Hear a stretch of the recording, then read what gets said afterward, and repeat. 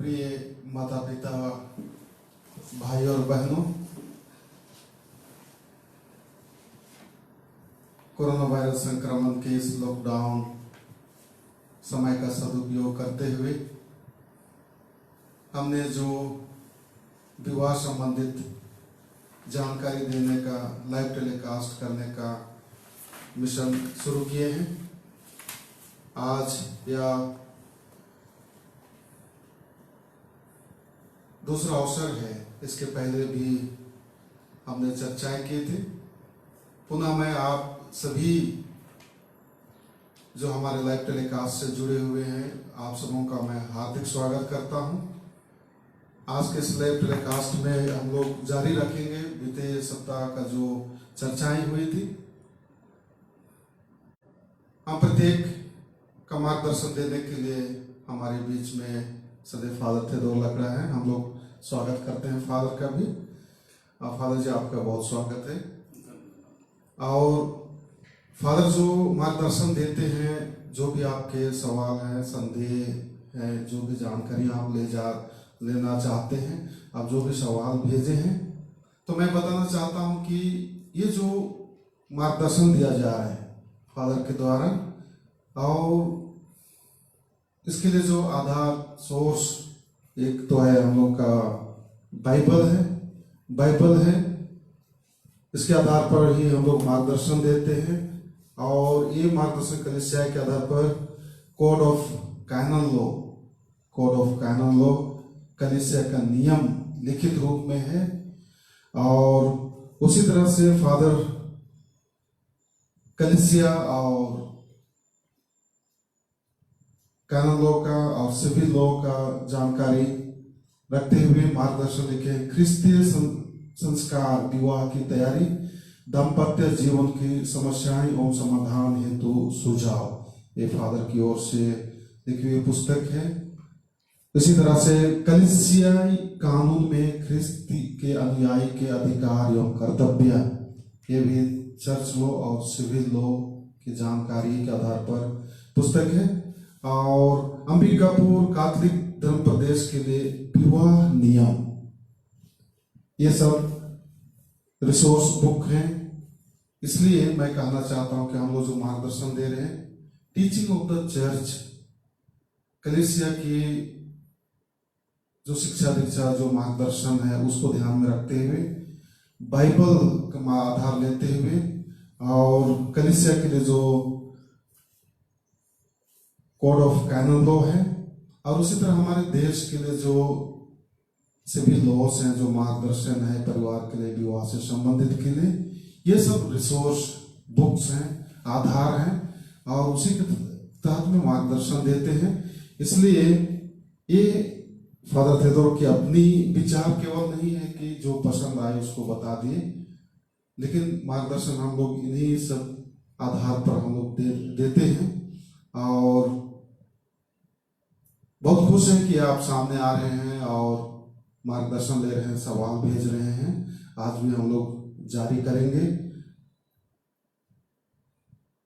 बीते समय में जो सवाल पूछे थे वो भी कुछ दूर आया जाएगा। तो फादर, मैं आपका हार्दिक स्वागत करता हूँ पुनः, और हम बिना समय वेस्ट किए हम लोग चर्चाएं के लिए जाएंगे। बहुत सारे जो सवाल आ रहे हैं, और मैं शुरू करना चाहता हूँ एक जो संबंधित है, बीते बार हम लोग चर्चाएं कर रहे थे, उसमें हमारी वजन मेंशन किए हैं कि फादर जी ने बीते बार बताया था कि मिक्स मैरिज, इंटरकास्ट मैरिज कलीसिया के कुछ शर्तों को मानते हुए हो सकता है। तो हमारे युवाजन जानना चाहते हैं कि तो क्या उनकी शादी चर्च में होगी, उनको परम प्रसाद ग्रहण करने की अनुमति होगी? तो इस संबंध में थोड़ा जानकारी देना चाहते। धन्यवाद फादर राजेश। पिछले बार भी इस सवाल को लेकर के कुछ बातें बताई गई थी। शायद आज और भी स्पष्ट होगा। आप इसके संबंध में जब उत्तर सुनेंगे, तो मिक्स्ड मैरिज के संबंध में मैंने पिछले बार कहा कि ये कानून हमारे लिए है, लेकिन इस कानून का पूरी तरह से हम लोग अब तक पालन नहीं कर रहे हैं। इसलिए क्योंकि ये कानून हमारे इस छोटा नागपुरी आदिवासी क्षेत्र में बहुत ज़्यादा उपयोगी या कारगर सिद्ध नहीं हुआ है। अगर कोई अपवाद स्वरूप विषय आ जाता है, कोई केस आ जाता है कि दूसरा पक्ष जो, जैसे मैंने पिछले बार उदाहरण दिया था, जीएल चर्च का सदस्य हो और आप कैथोलिक चर्च के सदस्य हैं, तो वो अपने चर्च में अडिग हो जाए कि मैं अपने ही चर्च का सदस्य बना रहूंगा आखिरी तक या बनी रहूंगी, और आप भी अडिग हैं, अपनी ही चर्च के सदस्य बने रहेंगे आखिरी समय तक, जिंदगी की आखिरी सांस लेते तक, तभी कि वह वो मिक्स्ड मैरिज कहलाएगा। अन्यथा जो अभी शादी हो रही है तो या तो जीएल चर्च के सदस्य के रूप में शादी हो रही है, या उसका कैथोलिक चर्च में आकर के दोनों का कैथोलिक के रूप में विवाह रचाया जा रहा है।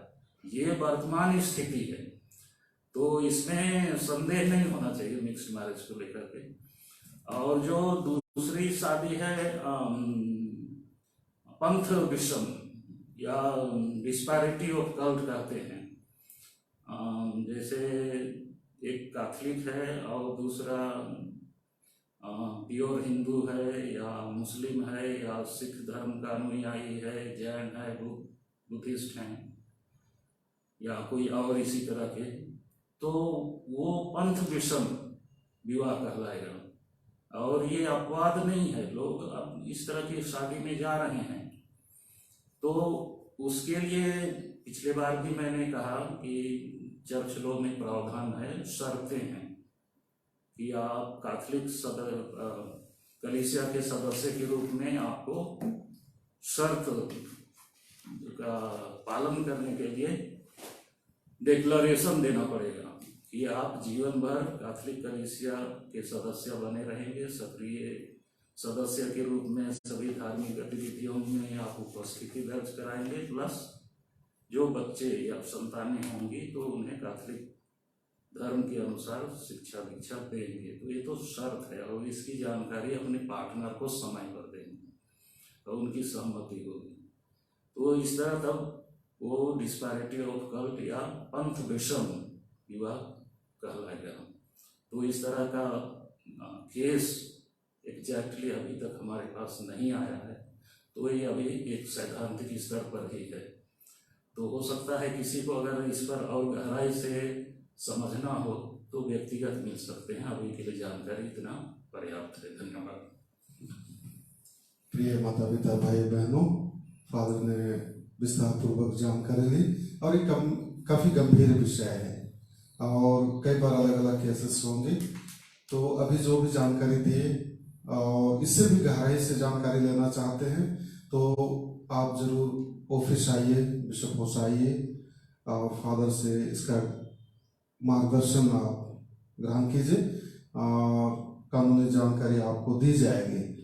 फादर जी, इसी के साथ में आगे जैसे हम लोग बढ़ते हैं तो हमारे आदिवासियों की जो विवाह रीति रस्म है, वास्तव में कई दृष्टिकोण से आदिवासी संस्कार संस्कृति बनाए रखना ये गंभीर चुनौती है। और इसी में विवाह संबंधित जब देखते हैं तो हमारे आदिवासी पहले पुरखों की तुलना में कई दृष्टिकोण से बहुत ही परिवर्तित, शिक्षा दीक्षा में, खान पान में, घर मकान में, ड्रेस कोड में, पहनने में बाहर भी गए हैं। और जैसे अभी विवाह संस्कार को अन्य समुदाय को देखते हैं और उनके रीति रस्म को देखते हैं तो ये एक संघर्ष है कि हमारे बुजुर्ग के लोग बोल रहे हैं कि अभी जो विवाह होती है उसमें जो भी पहरावा होता है, जो भी ड्रेस कोड होती है, उस बातों को लेकर के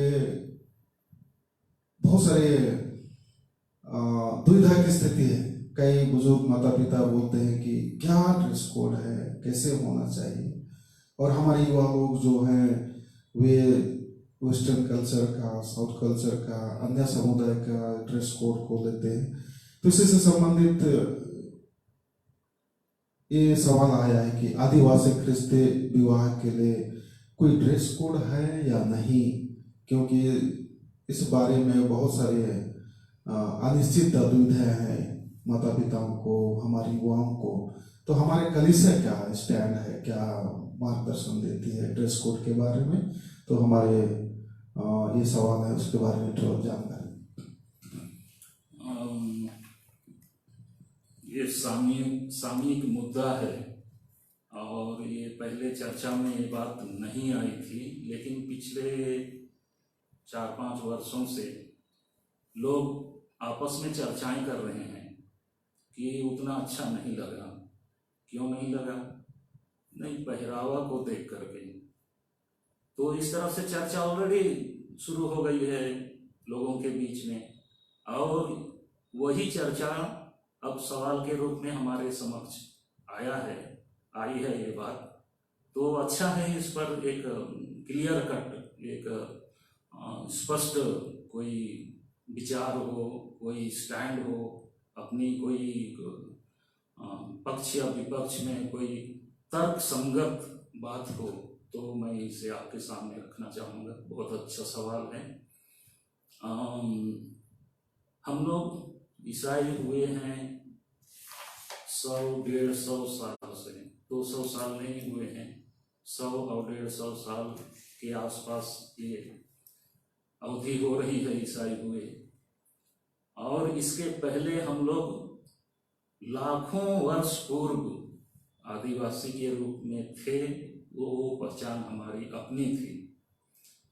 तो अभी फिलहाल जो हम ईसाईयत को अपनाए हैं, तो हम आदिवासी पहले हैं और उसके बाद में आदिवासी के रूप में एक ख्रिस्तीय हैं। तो हम क्या है, काट करके कहीं से दूसरी जगह ग्राफ्टेड हम लोग क्या है,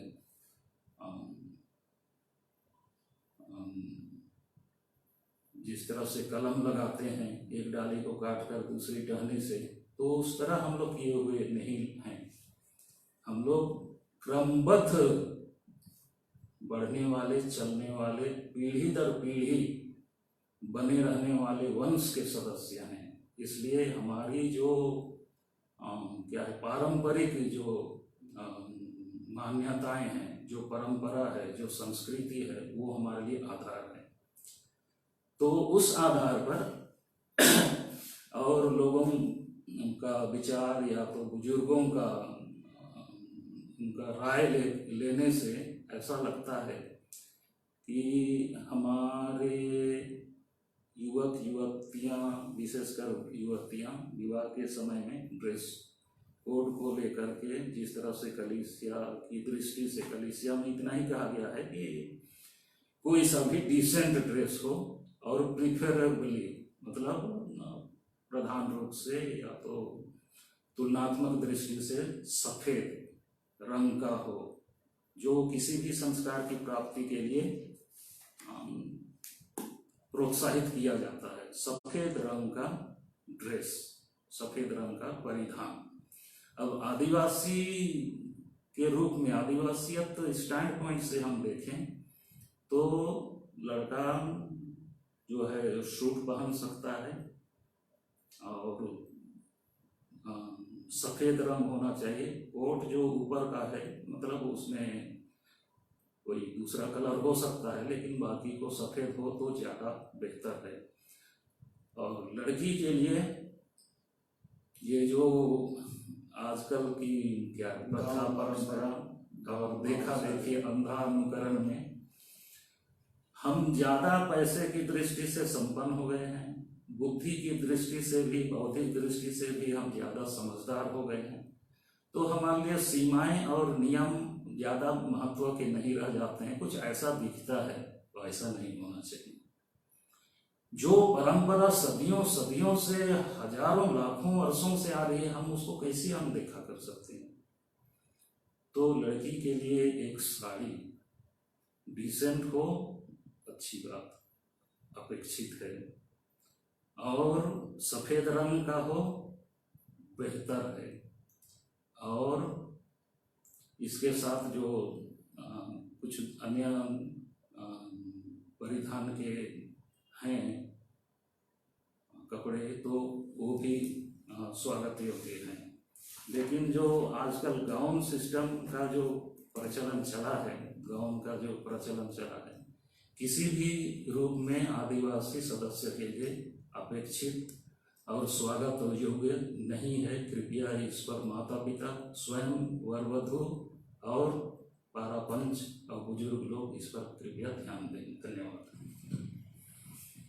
बहुत धन्यवाद जानकारी देने के लिए फादर। क्योंकि मैं जैसे शादी क्लास अरेंज करता हूँ, कई बार पेरेंट्स सुझाव भी देते हैं, फादर इस बारे में थोड़ा बोलिए हमारे युवक युवतियों को और थोड़ा मार्गदर्शन दीजिए, और कि साड़ी ड्रेस डिसेंट ड्रेस रहे, क्योंकि इस विवाह के दिन में सबकी नज़र उनके ऊपर में रहती है, सबको उनको देखते हैं। अगर उन लोग दिखने में थोड़ा डिसेंट नहीं है हमारे लोगों का में, तो ये बहुत चर्चा का विषय हो जाता है। प्रिय माता पिता भाई और बहनों, फादर ने कहा कि जो प्रिफरेबल है, जो सहमति उपयोग में है कि सफ़ेद ड्रेस, वो प्रतीकात्मक मैं सोचता हूँ कि पवित्रता का, स्वस्थता का, उज्जवल, इसलिए हम लोग पुरोहित है, अभिषेक पुरोहित ड्रेस में अधिकतम लिटर्जिकल ड्रेस में सफ़ेद का, जो कि एक पवित्रता का, डिसेंट का, इसलिए पुरोहित अभिषेक में भी सफ़ेद का, शादी के समय भी सफ़ेद का, ये पवित्रता का प्रतीक है। और ये ड्रेस कोड की सलाह दी गई है, इसलिए इसके बारे में जैसे फादर ने बताया, हम माता पिता, हम युवा भी थोड़ा जागरूक रहें, सचेत रहें कि हम डिसेंट ड्रेस में रहें दूसरों के लिए। और उस समारोह में ये डिस्ट्रैक्शन का काम, या तो लोगों के लिए, विशेष बुजुर्ग लोगों के लिए ऐसा ना हो कि कोई डिसेंट ड्रेस में नहीं है। तो इसलिए ड्रेस कोड के बारे में माता पिता और हम लोग ध्यान देंगे, जैसे फादर ने बताया। फादर इसी के साथ में आदिवासी ख्रिस्ती विवाह का ही संदर्भ है। जैसे परंपरा के अनुसार में देखा गया है कि हमारे पुरखे जो शादी विवाह की जो समय अवधि निश्चित करते थे, अधिकतम हम लोग, या तो अभी भी हम लोग अधिकतम देखते हैं क्रिसमस के बाद में या तो गर्मी में ये अधिकतम शादियाँ होती हैं। और जैसे मैं शादी क्लास भी चलाता हूँ, तो वही गर्मी छुट्टी में शादी या क्रिसमस के बाद में शादी। लेकिन अभी हमारे ही क्षेत्र में, जैसे हम लोग अंबिकापुर में हैं, बड़े शहरों में हैं, ये शादी का अन्य रूप भी देखा जा रहा है। जो समय अवधि के, जो सितंबर अक्टूबर में दशहरा दीपावली छुट्टियां होती हैं, उस समय 4-5 दिन का छुट्टी रहती है। और ये शहर में विशेष करके देखा जा रहा है कि लोग शादी के लिए इसको प्राथमिकता दे रहे हैं। गांव में अधिकतम मई महीना दिसंबर में हो रही है। तो इसी बातों को लेकर के ये सवाल किया गया है, लोग जानना चाह रहे हैं, माता पिता भी, युवा भी, कि आदिवासी क्रिस्तीय विवाह के लिए कोई निश्चित अवधि है या कभी भी विवाह किया जा सकता है। और ये इसी संदर्भ में है कि जो परंपरागत शादी होती थी उस अवधि का, उसके अलावा भी अलग समय में भी, साल भर में भी की जा रही है। तो ये एक नया ट्रेंड आ रहा है हमारे आदिवासियों में, इसलिए लोग जानना चाहते हैं। ये जी सामयिक प्रश्न है और इसका जवाब बहुत सटीक होना भी जरूरी है, तर्क संगत होना उतना ही आवश्यक है। अगर तर्क संगत ना हो तो फिर जवाब का कोई मतलब नहीं है। देखिए, हम लोग कहीं पर भी, स्कूलों में, कोई संस्था में, कहीं हॉस्टल में या कहीं और जगह है, 2-4 नियम तो हम लोग जानते हैं। उठना है, उसके बाद में कहाँ जाना है, फिर कुछ काम करना है, या उसके बाद में कुछ पढ़ाई करना है, कुछ टाइम टेबल, समय सारणी तो होती है। तो शादी विवाह के संबंध में भी हमको ऐतिहासिक पृष्ठभूमि को जानना बहुत जरूरी है। अपने मन से इतने महत्वपूर्ण कार्यक्रम को आप अपने मन से अपने ढंग से आप संपादित या उसका निर्वहन नहीं कर सकते हैं। ये गंभीर मामला है, और विशेष करके एक आदिवासी के रूप में अगर आप बोलेंगे कि मैं आदिवासी नहीं रहना चाहता हूं, मैं अपने ढंग से जीना चाहता हूं, वो आपकी मर्जी है, कोई बंधन नहीं है। लेकिन जब आप आदिवासी ख्रिस्तीय के रूप में जीवन जीना चाहते हैं, आगे बढ़ना चाहते हैं, तो कुछ नियम कायदे हैं, उनका पालन करना बहुत जरूरी है। अब समय अवधि के विषय में क्या क्या मत हैं, उसको जानने से पहले या उसको व्यक्त करने से पहले मैं कुछ अन्य नियम बता रहा हूं। एक लड़का या लड़की को जब हम विवाह के लिए तिथि निर्धारित कर रहे हैं, दिन तय कर रहे हैं, तो हमारे पुराणों आदिवासियों के बीच में बृहस्पतिवार को खार दिन कहा जाता था, और अब भी खार दिन है, जिस दिन शादी नहीं हो सकती। अगर मान लीजिए बुधवार को भी शादी हो गई है और 12 बजे रात तक आप विदाई नहीं कर पा रहे हैं, तो आपको बृहस्पतिवार को घर में रखना पड़ेगा, और बृहस्पतिवार रात 12 बजे के बाद में विदाई देनी होगी। तो कुछ इस तरह के नियम बंधन हैं जिनका पालन करना जरूरी। उसके पीछे क्या उद्देश्य है या उसका महत्व क्या है, वो अलग बात है। इसी तरह से जो जेठा लड़का है या लड़की है, तो उसको जेठ के महीने में नहीं घर से विदाई करते हैं। कुछ मान्यताएं हैं उसके पीछे, कुछ रहस्य है। इसी तरह से जन्म के दिन में, लड़का या लड़की हो, जन्म के दिन में विवाह नहीं रचाया जाता है। डेट अलग बात है, बर्थ डेट वो अलग है, लेकिन दिन, उसी दिन में विवाह नहीं करने चाहिए। तो इस तरह से कुछ नियम हैं। इसी तरह से पहले नियम थे कि एक ही गोत्र में शादी नहीं होती है, जिसको आगे चल करके लोगों ने छोटा बड़ा गोत्र बना करके शादी रचाना शुरू कर दिया। जितना हो सके बचना चाहिए। बहुत एक्सट्रीम परिस्थिति जब हो जाती है तो सभी नियमों में कोई ना कोई अपवाद होता है, वो होता रहेगा। अब अवधि के संबंध में हमारे पुरखों ने विवाह के लिए एक अवधि तय की। ध्यान से सुनिए, हमारे पुरखों ने हजारों हजार साल से एक विवाह की अवधि तय की, और ये अवधि 2 विवाहों के बीच हमारे जीवित वंश के लोगों का विवाह रचाया जा रहा है। 2 विवाहों के बीच। पहला विवाह है वो अघन महीने में। परिवार में से जो भी लोग स्वर्ग सिधार चुके हैं, गुजर चुके हैं, तो उनका वार्षिक हाड़-बोहा त्योहार होता था। मतलब एक बड़ा विवाह मृत लोगों का, जो साल के बीच में मर चुके हैं, तो उनकी हड्डियों को एक जगह कुंडी में या तो नदी में बहाया जाता था। उसके पीछे मान्यता ये थी कि इन लोगों को हमारे पूर्वजों की जो मंडली है, उनका जो दल है, उनकी जो जगह है, उनका जो राज है, उसमें इनको सम्मिलित किया जाए। इनको इस वर्ष जो हमारे परिवार के सदस्यों का देहांत हो चुका है, तो उनको हम आपके पूर्वजों की संगति में, मंडली में, राज में हम भेज रहे हैं, ग्रहण कीजिए। तो बड़ा विवाह उसके लिए आयोजित होता था, तो अघन महीने में। और दूसरा विवाह जो है वो चैत महीने में सरहुल त्योहार के उपलक्ष्य में, खद्दी त्योहार भी कहते हैं। ये आदिवासियों का, विशेषकर उरांव का सबसे बड़ा त्योहार।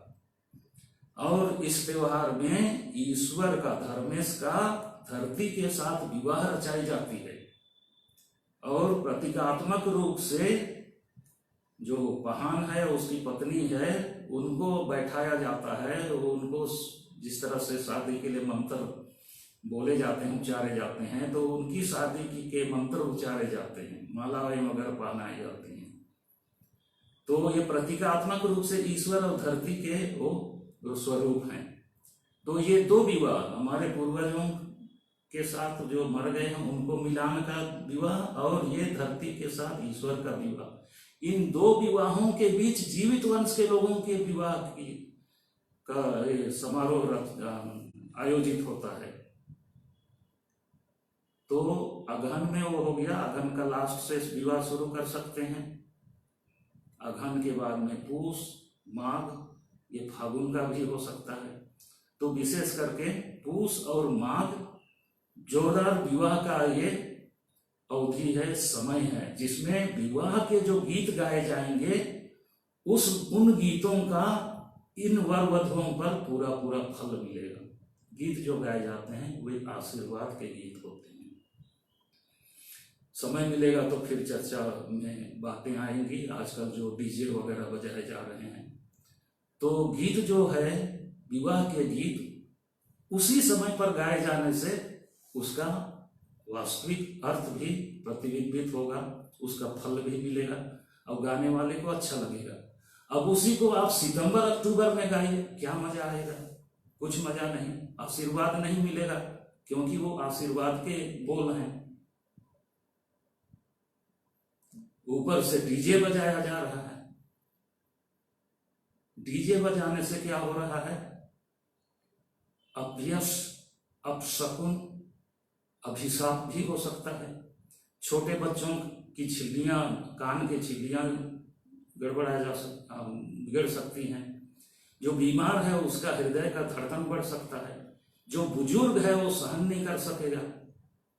तो वो जो समाज के लिए ठीक नहीं है, आप उसको आप यूज में ला रहे हैं, तो उससे जो हित होना चाहिए वो अहित में आ रहा है। तो इसलिए इन सब बातों पर हमें ध्यान देना है। ये जो शादी की अवधि है, इसको आप इधर से उधर नहीं कर सकते हैं, उसी समय आप उसको रचाइए। एक अपवाद चला दिया गया है और उसको सर्व मान्यता मिल गई है, वो गर्मी का जो समय है। ये मतलब आदिवासियों के जो पारंपरिक शादी की अवधि थी उससे अलग हट करके, और इसको सब अन्य समाज के लोग भी मान चुके हैं, स्वीकार कर चुके हैं, उनमें भी ये शादियां हो रही हैं। तो ये सेकेंड आपको अवसर दिया गया है, इसमें नहीं कर पा रहे हो तो उसमें करो, लेकिन बंधन इसी के बीच में आप बनाए रखो। धन्यवाद। विवाह आदि अवधि से संबंधित और हमारे परंपरा को लेकर के उस संदर्भ में फादर ने हमें बहुत ही गहराई की बात बताई। हमें मनन चिंतन करने की आवश्यकता है। फादर, इसी के साथ में लोगों के मन में एक सवाल है कि विवाह में लंबी प्रक्रियाएं होती हैं, लेकिन जस्ट विवाह के पूर्व में अनाउंस किया जाता है लड़के लड़कियों का मिसा में, और उसके बाद में बोला जाता है कि कोई रोक टोक हो तो पल्ली पुरोहित को सूचित करें। तो लोगों के मन में ये रोक टोक का संदर्भ समझ में नहीं आ रहा है। इसके बारे में थोड़ा सा जानना चाहते हैं कि विवाह के संदर्भ में रोक टोक का ये क्या तात्पर्य है, जो कि हर अनाउंसमेंट के बाद में उनको बताया जाता है कि कोई रोक टोक हो तो पल्ली पुरोहित को सूचित करें। ये भी काफी रोचक सवाल है और इसके उतने ही रोचक जवाब भी हैं।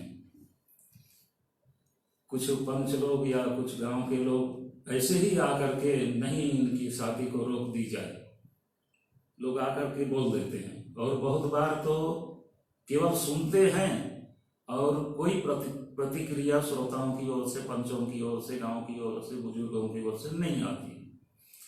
अब रोक टोक का जो मुद्दा है ये इस विषय पर होनी चाहिए। किस विषय पर? कि शादी होती है दो वयस्कों, एक लड़का और एक लड़की, दो वयस्कों के बीच, और एक बार होती है और जीवन भर के लिए होती है। तो मान लीजिए कि एक लड़का है, इसका किसी के साथ अफेयर चल रहा है, लड़की दूसरी लड़की से, या इस लड़की का दूसरे लड़के से अफेयर चल रहा है, उठना बैठना, कुछ आदान प्रदान, या हो सकता है कि इनमें से किसी की शादी हो चुकी थी दूसरी जगह, और किसी तरह से वो लोगों की नजर से बच करके यहाँ पहुंच गया है और दूसरी शादी कर रहा है पहली वाली को छोड़ करके, या लड़की का इसी तरह से शादी हो चुकी थी और वो किसी तरह से नजर बच के दूसरी जगह जाके शादी कर रही, लेकिन किसी के ध्यान में या किसी की के सामने ये बात रखी गई, उसको पता चल गया मेहमान अपने दूसरे लोगों की, अपने परिचित लोगों के माध्यम से कि नहीं वो तो शादीशुदा है। तो इस तरह की बातें हो सकती हैं। इनके अतिरिक्त कैनन लॉ में बहुत सारी शून्यकारी बाधाएं हैं जिनके हो रहते तक, मतलब कोई लड़का या लड़की शादी में जा ही नहीं सकते हैं, शादी कर नहीं सकते हैं। जैसे एक दो उदाहरण उम्र की है। उम्र अगर जैसे भारत में 18 लड़की के लिए 21 लड़के के लिए नहीं पूरे हुए हैं तो एक बंधन है, शादी नहीं हो सकती है। इसी तरह से कोई नपुंसक है, लड़का हो या लड़की जिसका शारीरिक संबंध हो नहीं सकता है दूसरे से। इसी तरह से कोई जैसे फादर सिस्टर भी हों तो ये भी बंधन में हैं, कहीं इनकी जैसे डिकन भी हो गए थे या पुरोहित अभिषेक हुआ था, या सिस्टर्स हैं जिनका जीवन मन्नत हो चुका था तो ये लोग शादी करना चाह रहे हैं कहीं दूसरी जगह जाके या अपनी ही जगह में। तो इस तरह से अनेक बंधनकारी जो शादी को शून्य स्थिति में पहुंचा सकती हैं। तो वैसे कारण हैं जिनके रहते वो शादी नहीं कर सकते हैं। तो इस तरह के कारण जो हैं तो उनको लेकर के पल्ली पुरोहित को जाके बताना है। जैसे पहले से शादी हो चुके थे और जीते जीते दूसरी शादी में आ रहे हैं, वो लोग सोच रहे हैं कि ये यहाँ के लोग नहीं जानते हैं, लेकिन किसी ना किसी की नज़र में ये बात आ जाती है तो उनको जाकर के समय पर बताना है। या पारिवारिक संबंध है, माँ क्या लड़का और लड़की के क्या है, माता पिता आपस में भाई बहन हो सकते हैं और उनका गोत्र अलग से हो सकता है, इनका गोत्र भी अलग। तो इस तरह से वो लोग शादी करना चाह रहे हैं और दूसरे नहीं जान रहे हैं, लेकिन किसी ना किसी को मालूम होगा कि पारिवारिक रिश्ता का बंधन है। तो इस तरह के बंधनों को ही बताना रोक टोक होता है। और इसके अतिरिक्त जैसे धार्मिक आस्था में मजबूत ठीक से चल रहे हैं नहीं चल रहे हैं, क्योंकि एक बार शादी कर देने के बाद में वो पक्के ईसाई के रूप में अपना आचरण दिखा नहीं रहे हैं, तब तो शादी देने का भी कोई मूल्य नहीं है, उस पर भी स्थिर नहीं रहेंगे। तो उनको हिदायत देनी होगी, उनको फिर से धर्म में विश्वास में प्रशिक्षित करना पड़ेगा, होना पड़ेगा, तभी केवल उनको इसी के साथ साथ जैसे दृढ़ीकरण नहीं हुआ है उनका या कुछ और संस्कार नहीं मिला है तो इन बातों को पल्ली पुरोहित को बताना है समय पर। यही रोक टोक के मुद्दे हैं, कारण हैं, जिनको हम अगर जान रहे हैं तो समय पर पल्ली पुरोहित को बताएं। और बताना भी अपना बहुत बड़ा पुण्यकारी काम है। अगर आप छिपा रहे हैं तो उससे अपराध भी हो सकता है, तो इसको बताना जरूरी है। धन्यवाद। बहुत सारी जानकारियां हम लोग ले रहे हैं और बहुत सारे सवाल हमारे बीच में आ रहे हैं। बहुत अच्छी बात है और फादर जानकारी दे रहे हैं। फादर जी, मैं चर्चा को आगे बढ़ाते हुए बीते बार भी हम लोग कुछ चर्चाएं कर रहे थे, उसमें आप अच्छी तरह से समझा रहे थे जो मिक्स मैरिज है, इंटरकास्ट मैरिज है, ये सभी बातों को, और आदिवासी ख्रिस्तीय और गैर आदिवासी ख्रिस्तीय ये सब विवाह जो अभी हम लोग को देखने में आ रहा है कि जो ख्रिस्तीय हैं दोनों आदिवासी हैं, और अभी तो एक स्टेट से दूसरे स्टेट हैं जहाँ ख्रिस्तीय हैं लेकिन गैर आदिवासी हैं, साउथ से, नॉर्थ से, अन्य स्टेट से भी ये शादियाँ हो रही, मतलब वो लोग भी ख्रिस्तीय हैं लेकिन गैर आदिवासी हैं। और तो विवाह आदिवासी क्रिस्तीय और अक्रिस्तीय में विवाह क्या हो सकती है। और बीती बार भी हम लोग एक चर्चाएं कर रहे थे, मैं सवाल में थोड़ा सा मिक्स किया था कि क्या आदिवासी और गैर आदिवासी के बीच में विवाह ये मिक्स मैरिज है। तो ये सब बहुत सारे परिस्थितियां हैं जिसके बारे में आज के माता पिता और युवाजन स्पष्टीकरण चाहते हैं। ये भी रोचक सवाल है और इसके जवाब भी वैसे ही रोचक हैं। हो सकता है आपको ध्यान नहीं आया होगा या किसी ने नहीं कहा होगा। मैं इस पर जितना हो सके स्पष्ट शब्दों में उत्तर रखना चाहूँगा। ईश्वर की नज़र में एक तो लड़का चाहिए और एक लड़की चाहिए, बस।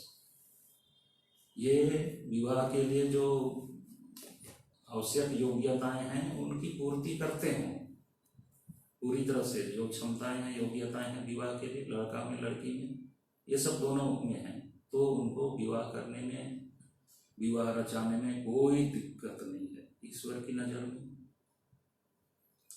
कलीसिया की नज़र में, चर्च लोग में कोई दिक्कत नहीं है, कोई परेशानी नहीं है, कोई बंधन नहीं है। लेकिन आदिवासी जब हैं, हम आदिवासी पृष्ठभूमि से आदिवासी मान्यताओं और परंपरा और संस्कृति को वहन करते हुए चल रहे हैं, अड़चन आ सकता है। अड़चन मतलब कानूनी दृष्टि से शादी आप कर सकते हैं, हो भी गई है, लेकिन यहाँ जो समाज है, आदिवासी समाज, सदियों से तिरस्कृत, सदियों से उपेक्षित, सदियों से शोषित, प्रताड़ित, और इस समाज के उत्थान के लिए पूरा विश्व एक तरह से, जो आदिवासी से हट करके समाज है, और वो एलिट वर्ग जो सक्षम हैं, जो विस्तृत दिमाग वाले, समझदारी वाले लोग हैं, वो चाह रहे हैं कि आदिवासियों को ऊपर उठाया जाए, आदिवासियों को मेन स्ट्रीम में लाया जाए, और जो भी उनकी खामियां, परेशानियां, कष्ट, संकट और पीड़ाएं हैं, उनसे उनको निजात दिलाई जाए। तो इस तरह की बातें वर्ल्ड लेवल पर, दुनिया के स्तर पर चर्चाएं चल रही हैं, योजनाएं बन रही हैं, नियम कानून बन रहे हैं। तो आदिवासी समाज के बीच से भी एक मांग उठी है, ध्यान से सुनिए। ये मांग एक भंवर की तरह चल रही है समाज में, और अभी की नहीं है ये मांग, चाहे ये एक शंका, एक भय की स्थिति, ये बहुत लंबे समय से चली आ रही है। जब से आदिवासी अन्य जातियों के संपर्क में आ गए हैं, उस समय से। किस बात को लेकर? संपत्ति को लेकर। एक गैर आदिवासी आदिवासी लड़की से विवाह करके, कुछ जेन्युइन केस हो सकते हैं, उसमें हमको एतराज नहीं है, लेकिन बहुधा ये बात बिल्कुल संभव है कि गैर आदिवासी लड़कियों से, और अभी जैसे ख्रिस्तीय आदिवासी लड़कियों से विवाह रचा रहे हैं अन्य आदिवासियों से, उनके पीछे ये उद्देश्य ध्येय है कि हम इनके नाम पर प्रॉपर्टी बनाएं,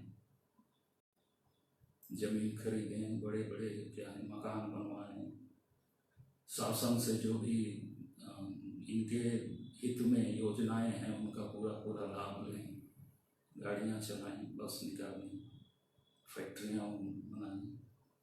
तो इस तरह के मंतव्य, इस तरह के विचार, इस तरह की धारणाएं, इस तरह की योजनाएं, इस तरह के विचार लोगों के मन में खेल रहे हैं, और हम उनको रोक नहीं सकते हैं।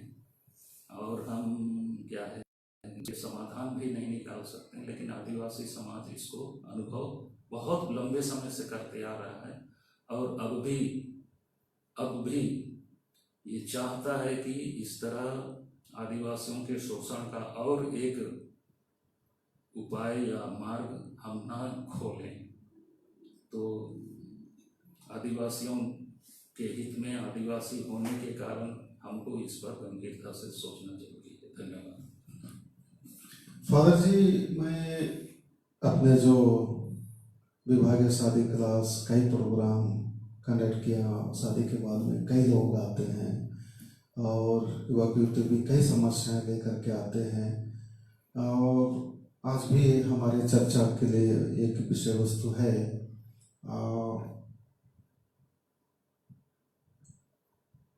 सवाल है कि कैथोलिक लड़का लड़की शादी करना चाहते हैं परंतु घर वालों की पसंद नहीं है और घर वालों की पसंद होने तक के इंतजार में कई बार लड़का लड़की का उम्र निकलते जाता है, साथ ही कई सारी दिक्कतें होती हैं। ऐसी स्थिति में उन लड़का लड़की या ऐसी परिस्थिति में कलीसिया की क्या व्यवस्था है, इस संदर्भ में मैं जोड़ना चाहता हूँ कि कई बार मेरे पास ऐसे युवती आए या तो शादी क्लास में भी मार्गदर्शन लेते हैं, शादी क्लास भी हो जाती है, उसके बाद में भी सेटल नहीं होते हैं कि लड़का लड़की पसंद है तो या तो लड़का के मम्मी पापा पसंद है तो लड़की के मम्मी पापा पसंद नहीं है, लड़की के मम्मी पापा पसंद है तो लड़का के मम्मी पापा पसंद नहीं है, या तो कोई भाई हैं घर वाले तो उन लोग एक दूसरे के परिवार को कुछ पीने वाले अनुशासन, धार्मिक माहौल, कुछ न कुछ बातों को लेकर के एक प्रकार से असहमति करते हैं और इस बीच में क्या हो रहा है कि लड़का लड़की दोनों पसंद हम लोग स्वीकार किए हैं। तो कई बार तो लड़का लड़की पसंद किए हैं, मम्मी पापा कई लोगों को छांटते रहते हैं, इसको पसंद नहीं है, उसको पसंद इसमें है, तो बहुत समय चला जाता है और मुझको लगता है कि ऐसे समय में ये सब समस्याएं जैसे आ रही हैं, हमारे माता पिता लोग भी बच्चों के साथ में एडवांस में बातचीत नहीं करते हैं और उनके लिए व्यवस्था की जो बातचीत हो रही है उनको भी आश्वासन नहीं देते। इसी बीच में लड़के लड़कियां पसंद करते हैं, एक फिर उसके बाद में प्रॉब्लम बहुत सारे अंडो करने की होती है। तो इस चक्कर में कहना चाहिए पिसते जाते हैं। तो ऐसी स्थिति में कलीसिया का क्या मार्गदर्शन है या तो कैसे समाधान ढूंढ निकाल सकते हैं? अभी के समय में ये समस्या विकराल रूप धारण करते जा रही है। जैसे आपने कहा कि कई अनुभव आपको देखने को मिल चुका है, मतलब केसेस आ गए हैं और अभी हमारे ही गांव मोहल्ले में इस तरह के मामले चल रहे हैं। परंपरागत रूप में माता पिता ही पहले क्या है शादी के लिए कदम बढ़ाते थे और नियम है या मान्यता है कि लड़के पक्ष के लोग ही पहली बार लड़की के घर जाते हैं, एक अगुआ के माध्यम से संदेश भेजते हैं कि फलाना दिन में अमुक घर से आपके यहाँ नया रिश्ता लेकर आने वाले हैं और उसके आधार पर लड़की पक्ष वालों को तो पहले से ही मालूम होगा, नहीं भी होगा तो ठीक है आ जाएं। लड़का लड़की में अगर आपसे मनपसंद हो जाए तो बहुत अच्छी बात होगी। तो इस तरह की बात होती है, तो होते आ रही है। अब समय के अनुसार और परिस्थिति के अनुसार लड़कियां भी लड़के खोज रहे हैं और लड़का लड़की आपस में सहमति जता के वो लोग भी शादी के लिए अपना दावा ठोक रहे हैं।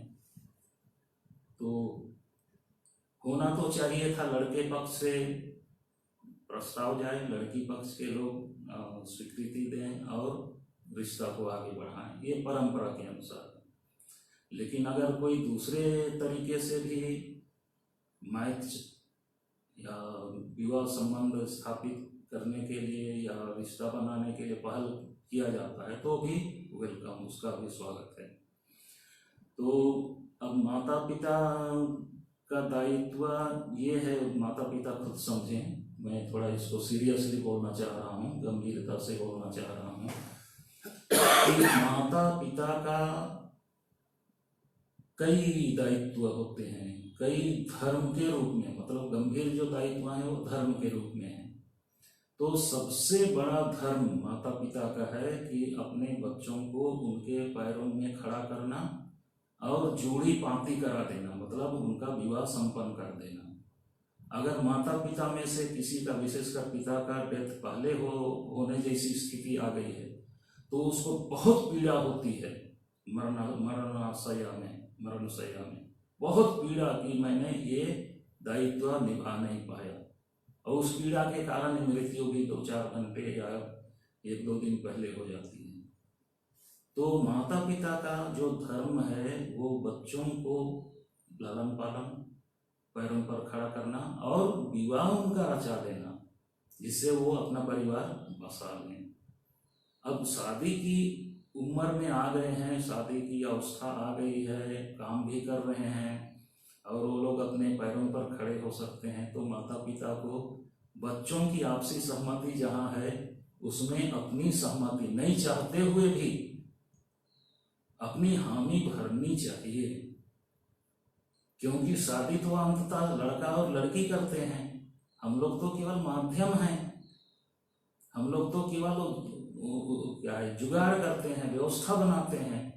लेकिन शादी करनी है और जीना है लड़का और लड़की को, तो अगर उनका मनपसंद पूर्णतः पूरी तरह से हो गया है, भले आप परीक्षण कर सकते हैं कि कोई कमी है लड़की में, कोई कमी है लड़के में, तो उसका परीक्षण कर सकते हैं, किसी के माध्यम से उनको समझा सकते हैं।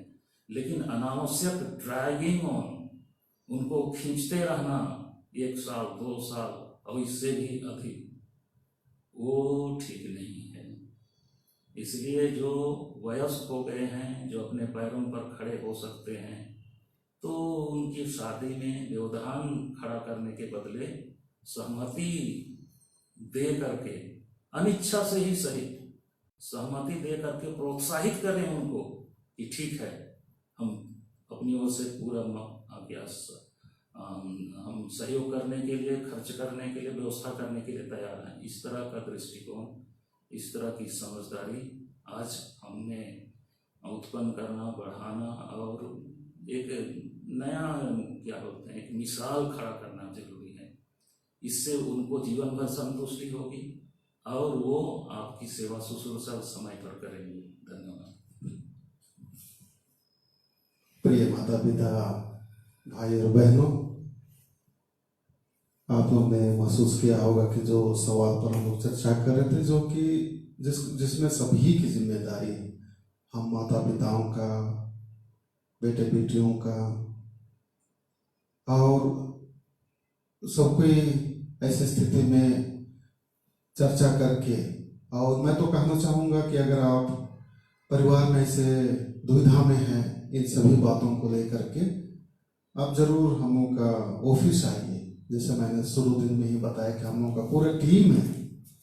कानूनी जानकारी के लिए, संस्कार के बारे में फादर थेदोर हैं, फादर अखिलेश हैं, फादर अमीरा हैं, परिवार से जुड़े हुए कपल्स हैं,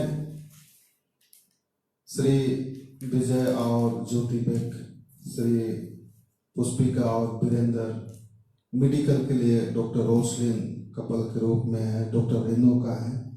तो मेरी टीम के साथ में आप जरूर ऐसे बातों में आप समाधान के लिए ऑफिस में आइए, हम लोग चर्चा करेंगे, मार्गदर्शन देंगे और कुछ ना कुछ जल्दी समाधान भी देंगे, क्योंकि यही समस्याओं को लेकर के मेरा अनुभव रहा है। बीते बार हम लोग जो परिचय सम्मेलन किए थे माता पिताओं के साथ में, करीब 200 माता पिता और युवा आए थे और बहुत सारे समस्याओं को लेकर के जीवन साथी की खोज में, पढ़े लिखे डॉक्टर इंजीनियर पैसे का हुआ, लेकिन जीवन साथी के चुनाव में संघर्ष करते हुए ऐसे लोगों का बायोडाटा मेरे पास में है। अभी भी हम लोग कई लोगों को मदद किए। मैं आप लोगों को बताना चाहूँगा, करीब 13-14 ऐसे युवक व्यक्तियों का हमारे बीच में उनका समाधान हम लोग किए और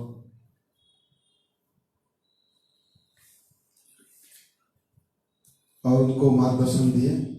तो आपको मदद करने के लिए हम लोग तैयार हैं। फादर जी, हम लोग अपनी चर्चा को आगे बढ़ाते हुए और कुछ जानकारी हमारे माता पिता जानना चाहते हैं कि हमें आदिवासी रीति रिवाज की जानकारी दी जाए,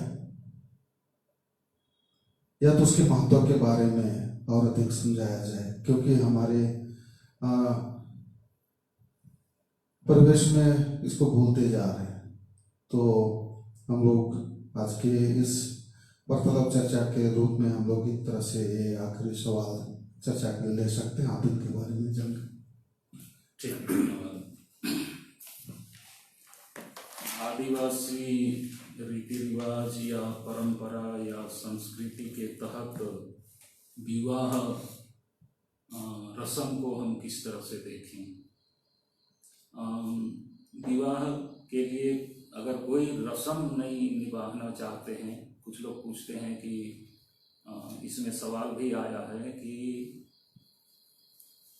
डंडा खिर्रा करना, डहर बाट से लेकर के बचनदात तक जो भी रस्में होती हैं आजकल बहुत दिखावा, बाह्य आडंबर और खर्चीला और बहुत क्या है पंचों का उसमें उनकी सहभागिता, काट छांट ये सब होते हैं। वो भी इस सवाल में किसी ने पूछा था और कई अन्य बातें हैं। तो विवाह के लिए आखिर क्या जरूरी है? जरूरी इतना ही है कि एक लड़का और एक लड़की आपस में एक दूसरे से शादी करना चाहते हैं और ये विवाह करने के लिए सर्वथा सक्षम है। कोई इनमें कमी या रोक टोक संबंधी व्यवधान नहीं है। तो अगर ऐसी स्थिति है तो उनको ख्रिस्तीय दृष्टिकोण से विवाह के पूर्व की शिक्षा दीक्षा बस 3 दिन का, 5 दिन का, 10 दिन का, 15 दिन का जो भी पैटर्न धर्म प्रदेश में मान्य प्राप्त है, उस पैटर्न के तहत आप इतने दिनों का प्रशिक्षण ग्रहण कीजिए, आपकी शादी दूसरे दिन हो जाएगी। आपको ना डंडा फेरा करना, सन्नी पाही कोहा पाही बलि तीर्थना कोई उसकी जरूरत। लेकिन जब आप अपने को आदिवासी बताएंगे तो आपको कुछ ना कुछ जो पूर्व निर्धारित नियम हैं, स्टेप्स हैं, सोपान हैं, उनका तो पालन करना ही पड़ेगा। उसको उसके आधार पर जाना ही पड़ेगा। उदाहरण के लिए, नहीं मैं नहीं मानता हूँ, ये सब क्या है, अंधविश्वास है, ये सब रूढ़िवादिता है, मतलब जिसमें कोई तथ्य सार्थकता या तर्कसंगत बातें नहीं हैं, जो नहीं जुड़ी हैं। उदाहरण देना चाहूँगा, शादी में 9 मड़वा गाड़े जाते हैं। 9 मड़वा के पीछे क्या तर्क है कि एक लड़का और एक लड़की अपनी माँ के गर्भ में 9 महीने तक पला, उसका एक सांकेतिक नंबर है 9 मड़वा। इसके अतिरिक्त अब यही लड़का और लड़की अब भावी संतान के लिए, बच्चों के लिए माता पिता बनने जा रहे हैं। यही लड़की, यही वधू 9 माह तक धारण करेगी अपने आने वाले शिशु बच्चे को। ये एक उसके पीछे रहस्य है। दूसरा ये है कि इसके माध्यम से 9 संख्या, मड़वा के 9 मड़वा की संख्या से 2 हैं, एक वर है, वधू है। वर के माता पिता ये 4 हो गए, वधू के माता पिता ये 6 हो गए और 2 गवाह 8 हो गए और ईश्वर की उपस्थिति 9।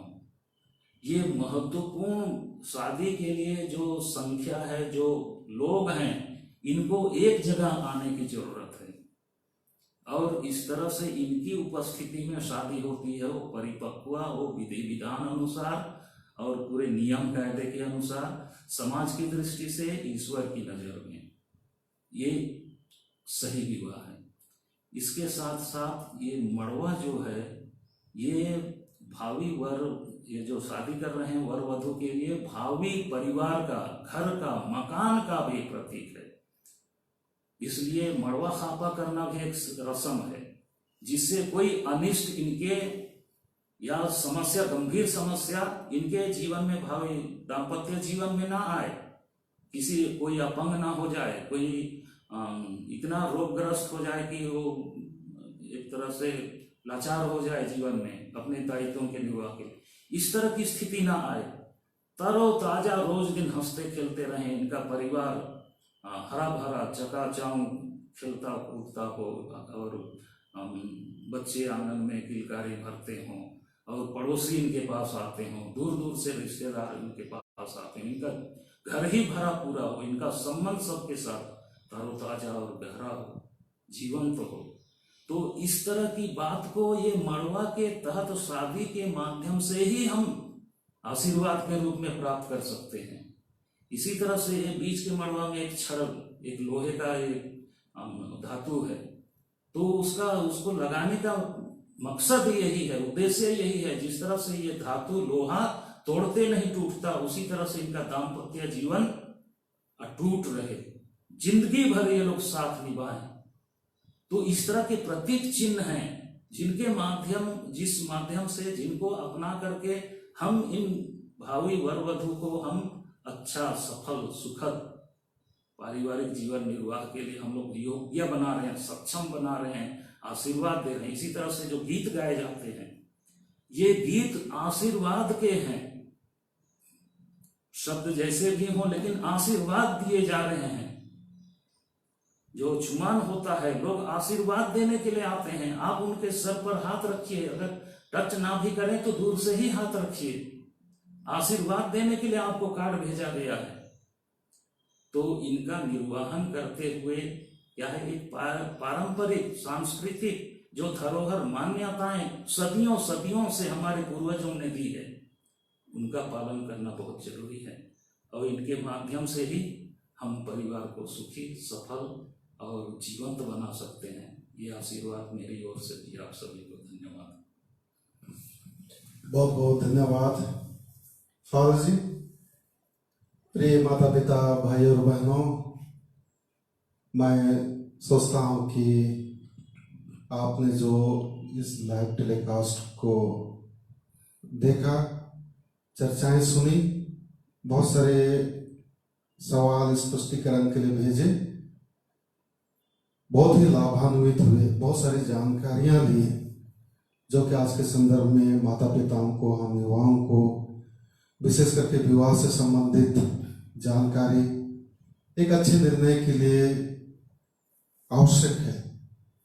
आज के चर्चा परिचर्चा में हमारे बीच आए फादर को हम लोग पुनः धन्यवाद देते हैं, और मैं आप सबों को भी धन्यवाद देता हूं कि आप जो समय दिए 1 घंटा का और जानकारी लिए। और मैं आप लोगों को याद दिलाना चाहता हूं कि हम लाइव टेलीकास्ट के प्रोग्राम को जारी रखेंगे। आने वाले दिनों में भी आप और ऐसे ही जो भी संदेह है, स्पष्टीकरण चाहते हैं, ऐसे सवालों को संग्रह कीजिए और व्हाट्सएप के माध्यम से फादर अनुरंजन को, फादर थेदोर को या मैं फादर राजेश कल को आप भेज सकते हैं, हम लोग लिखेंगे। और आने वाले, आज भी कुछ सवाल भेजे थे, सबको हम लोग चर्चा नहीं कर पाए। आने वाले समय में हम लोग उसको टेकअप करेंगे, चर्चाएं करेंगे और आपको इसके विस्तृत जानकारी देंगे। और आज के सुंदर समय के लिए मैं पुनः आप सबों को धन्यवाद देते हुए ईश्वर से प्रार्थना करता हूं कि आप परिवार में, अपने अपने परिवार में क्वालिटी टाइम माता पिता बच्चों के साथ बिताइए, एक दूसरे से चर्चा कीजिए, एक दूसरे के लिए प्रार्थनाएं कीजिए, और इस समय में और अच्छी तरह से बिताने के लिए परिवार रूपी कलीसिया को आगे बढ़ाने के लिए आप समय दीजिए। आइए हम छोटी प्रार्थना के साथ में प्रभु को धन्यवाद देंगे। हे पिता परमेश्वर, आज के सुंदर समय के लिए, आपकी सुंदर योजना के लिए हम धन्यवाद देते हैं। इस लाइव टेलीकास्ट के माध्यम से प्रभु हमने आपके ही संदेश को विशेष करके सदैव फादर थेदोर के मुख से सुना। फादर थेदोर आपकी ही संदेश को, वचन को, मार्गदर्शन को अपने मुख से आपके संदेश को हमारे माता पिता और युवाजनों के लिए दिए। प्रभु आपकी सुंदर योजना के लिए आशीर्वाद के लिए हम धन्यवाद देते हैं और आने वाले दिनों में भी प्रभु हम आपकी आशीष और कृपा की याचना करते हैं। तो प्रिय माता पिता, भाई और बहनों, मैं पुनः आप सबों को बहुत बहुत बधाई, बहुत बहुत धन्यवाद देता हूँ और आप सबों के नाम पर मैं फादर को भी धन्यवाद देता हूँ। और इसी के साथ में अब अगले लाइव टेलीकास्ट में हम लोग पुनः मिलेंगे। तब तक के लिए आप सबों को हम दोनों की ओर से जय यीशु।